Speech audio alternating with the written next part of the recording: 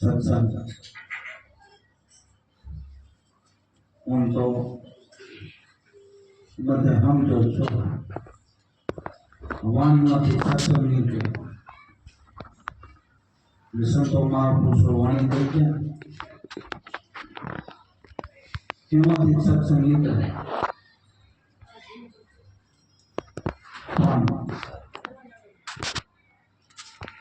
बापे कीधुं के सत्संग करिए गीता सवारे सुरे रात सत्संग में साचा हिरणी खान तो दादी दादी गाम सत्संग थी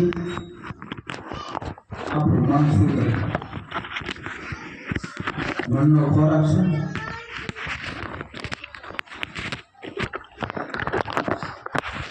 એટલે મહાપુરુષો સત્સંગનો બહુ મહિમા કીધો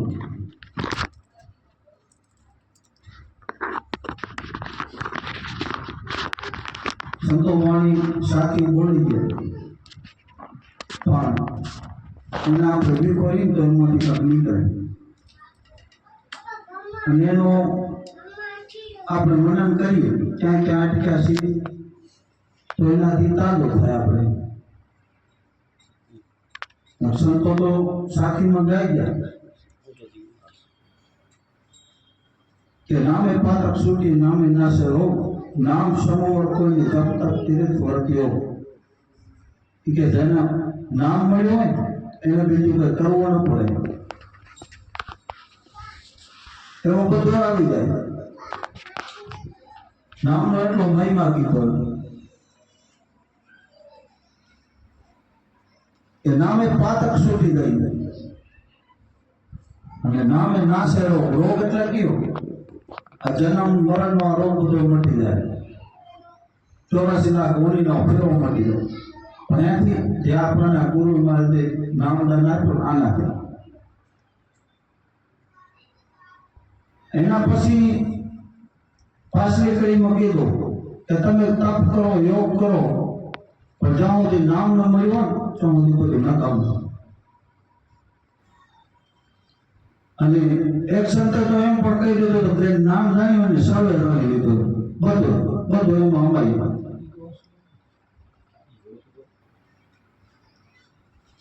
એટલે નામનો મહિમા મહાપુરુષો બહુ ગયા અને ઇનામ આપણને મળી ગયું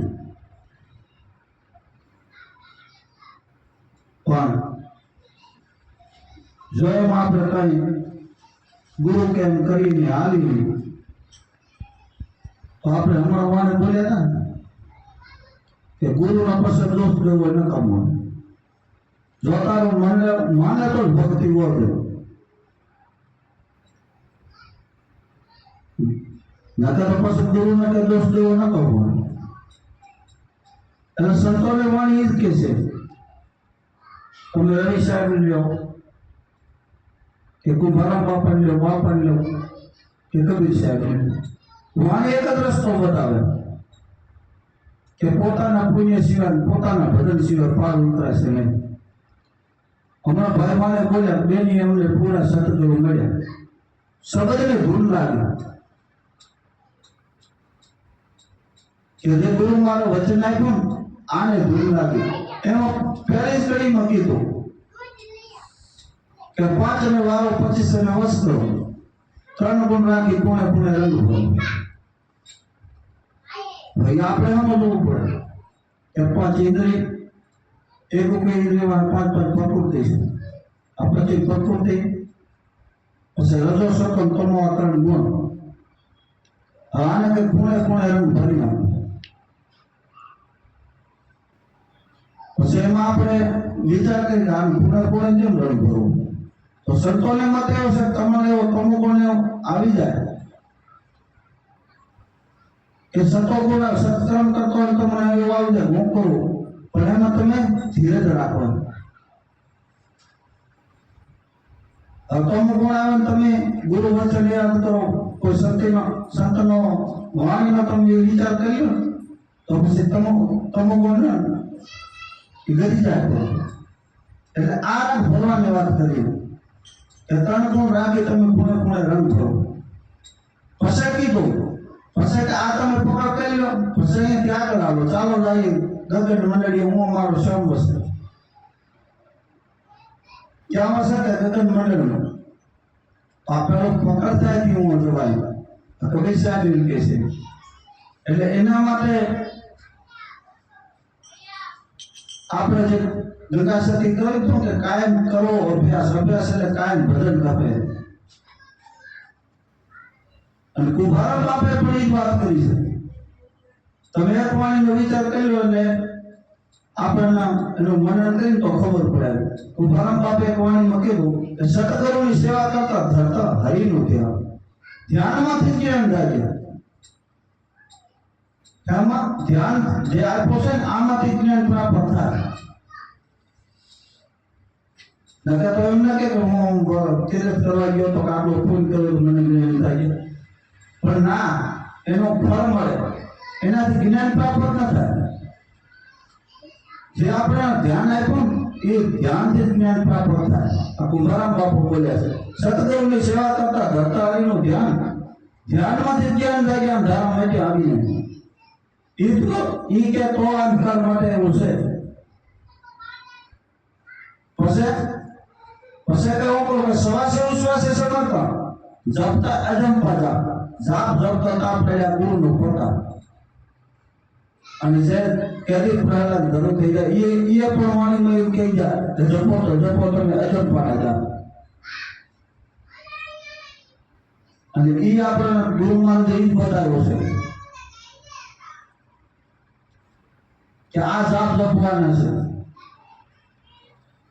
જો આ જાપ જપાઈ જાય પછી ત્રીજી કડીમાં કહી દીધું જ્ઞાની પુરુષ ધ્યાનમાં રહેતા દિવસ ને રાત ધ્યાનમાં ધણી હોય છે અમારા દિનો ના મળી જાય.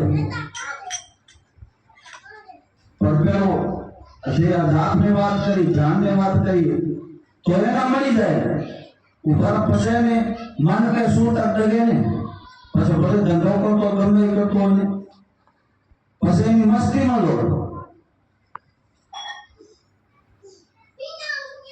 એટલે સંતોની વાણી બધી ઈ જ કહે છે. જો અમરદાસ સવારની વાણી ગાય તો એ જ વાત કરી કે ના ભીખમણથી ઉલટી આવે જગત જ્યોતિ જાગે. ક્યાં બીજી વાત કરી? આપણે ગુરુમાં એ જ કીધું તમારા ના ભીખમણથી તમે સરોજ ઉઠાવો અને પર ધ્યાન કરો, એ જ વાત કરી છે. એટલે આપણે મારે તમારે આ કરવાની જરૂર છે, ટ્રેનિંગમાં રહીને ભજન કરવાની છે. પછી કીધું મારા ગુરુએ ભેદ બતાવ્યો પિન બ્રહ્માંડ દીપા આના નામ લાગે સહી જજો નકાર. કીધું કે પિન કરતા શરીરના પ્રમાણ આથી પાર આ ભેદનો એટલો મહિમા કીધો. પછી નાદની વાત કરી અને પછી નક્કી કરી દો તો નાદ વાગે ને કે સરી જજો નકાર. પછી 84 ના આવે, ઈ જીવ 84 ના આવે. એટલે સંતોની વાણી ઈ જ કે છે. ભાઈ હમણાં રવિ સાહેબ ને વાણી બોલ્યા તો એ કીધું સત ભજન ના કરી લે ગુજારા મેરાનું સતગુરુ માય બોલે. માયના શહેરમાં રતાના મૂળક વસ્તુ ભરી માંગ બોલે. એને ક્યાં બહાર ની વાત કરી? એ અંદર ને કરી. એટલે સંતોને એ તમારા ભીતર છે ને. પછી અમારા મોરા સાહેબ ને વાણી બોલ્યા એને ઈ જ કીધું કે દેખા દિલમાં દીદારા. એને ક્યાં બહાર વાત કરી? સાહેબ મેં સતગુરુ કાળ સાહેબ દેખ્યા મેં દિલમાં દીદારા. એમાં પણ એક કરે પહેલે જ કરી કીધું કે ધનન ઘટવા દે તો કરણી કરી લે કીધા. હવે કરણી એટલે હું કે જે આપણને ગુરુ માનો છે બતાવ્યો આ કરણીની વાત એ કરી લે કીધા તો દિલમાં દેખાય.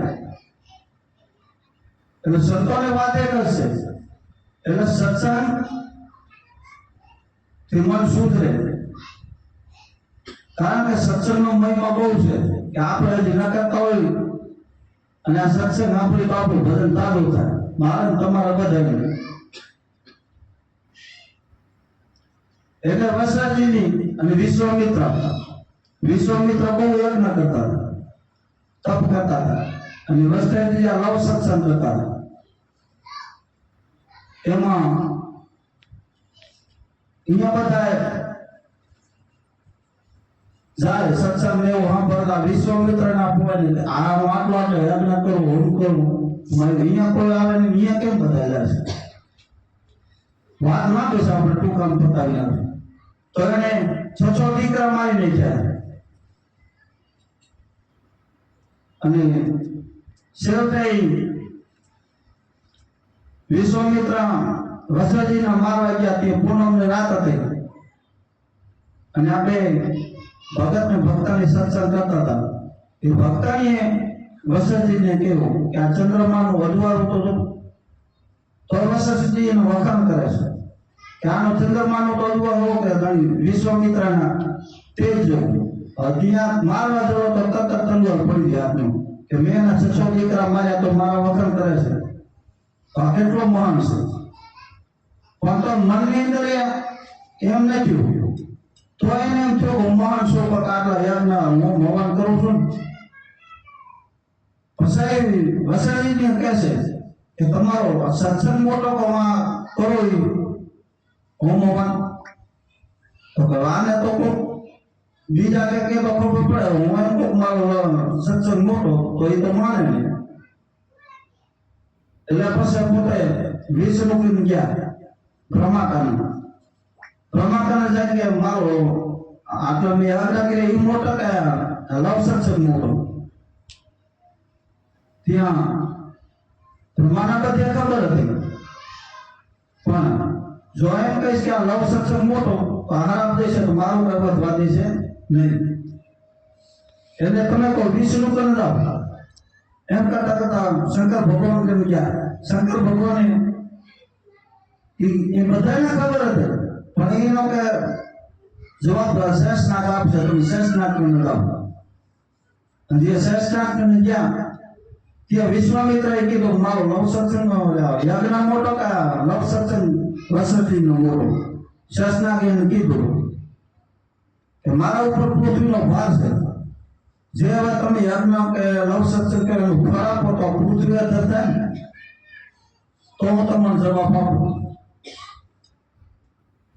તો વિશ્વામિત્ર તો તમો મળી ગયા એને હાથો કીધું કે મેં આ 10 યજ્ઞ કર્યા છે તો પૃથ્વી લઈને 20 નો કીધું 50 નો કીધું જેટલા કીધા એટલાનો યજ્ઞ પોતા કર્યા ત્યારે દઈ તો પૃથ્વી લઈને ફસાયો વસરાજી નો વાત હવે કે તમે મેળો તે હાથ જોડીને બોલ્યા હે પ્રભુ મેં કાંઈ કર્યું નથી મેં મારા ગુરુને પ્રતાપથી મેં લવ સત્સંગ કર્યો છે હવા ધરતી ઊંચે થઈ તો ગરવાનો નિયા કરો તો થઈ ગયો એટલે આ લવ સત્સંગનો એટલો મહિમા છે પણ ઉતરે તો કામ થાય એટલે સંતોએ કીધું કે નામ ભજન વિના નહીં તારા સમજ મન ક્યાં સુતા આ જાગ્રત નગરી में ચોર ન ઉઠે જખ મારે ભલે જમતું તા જો જાગ્રત હોય તો આમાં જમ લેવા ના આવે પણ નામમાં જાગ્રત રહેવું પડે એટલે સંતો વાણી મારફત એ જ વાણી કે છે કે ભજનની રેણીની પહેલે રેણીમાં રહેવું અને ભજન કરવું ગુરુ માથે પ્રેમ રાખો ભાવ રાખો સંતો વાત શીખડાવે અને એમ કરતા ધીરે ધીરે પાર પહોંચી જાય એવો છે તો પાપી કરી જવા તો આપણે એટલે ક્યાં પાપ કર્યા છે પણ આપણમાં આરામ નડે આરામ એ નડે ભજનમાં ઉઠાવા નથી એટલે આપણાથી અને સંતોએ ભજનનો જ કીધું છે ગાવા ખરા હા ફરવા પણ એમ આ વગર મેળ નહીં આવે મીરાબાઈ કીધું કે આત્મા ઓળખ્યા લક્ષોરાશી માટે ભ્રમણા ભૈયા ભોગના ફેરાની મળે તો આત્મા ઓળખો કઈ રીતે તો ભજન કરશે તો ઓળખાશે ગાય ને ઓળખાય ખાલી ગાય મારું શબ્દ એ કીધું પાછું ગાય વગાડે કરે કિલો અર્થ ન જાણે એનો પાણીમાંથી ઘી નીકળે તો લોકો કોણ ખાય તો પાણીમાંથી ઘી નીકળતું હોય ગાય ભગવાન મળી જતો હોય તો લોકો કોણ ખાય પણ એના માટે આ ખપે ભજન ખપે પછી કીધું દિલ દરિયામાં અખંડ દેવો દેખ્યા વિના મારા મંડળો ભ્રાતિના ભૂલ્યા ભો ભો ભરકે ગુરુ વિના તારા કોણ ખોલે ટીકામાં પ્રગટ બોલે છે અમુક સંતો કે રમે રહ્યો પણ જો ગુરુ મળ્યા હોય તો એનો ઓળખાયેલો છે. પ્રગટ દીવો આપણે ઓલે દીવા કરીએ તો ઘડી વાર નોળાઈ જાય, પણ આમાં તો આટેપો છે. અને એમાં આપણે વિચાર કરીએ કે આ 5 તત્વ ને 3 ગુણ 8 નો ઠાઠ બન્યો છે. હવે આપણે બાજરો ખાતો હોય કે દાળ ભાત ખાતે કરવું, પણ આ લોહી બનાવનારો કોણ? આમાં કોઈ હશે તો કરો ને. બીજી બધી વસ્તુ બનાવવામાં લોહી કોણ બનાવે? આ દોયડા ખેંચી મેલા લાયન પકડનો તમે બિલ આપશો, આ તે દેનારો કોણ? આપણે વિચાર કરવો પડે. બસ આ શબ્દ ઉઠે ક્યાંથી છે એનો વિચાર આ તો બારોબર બનાવવું પડે છે. તો આમાં કંઈક સેતો કરો ને.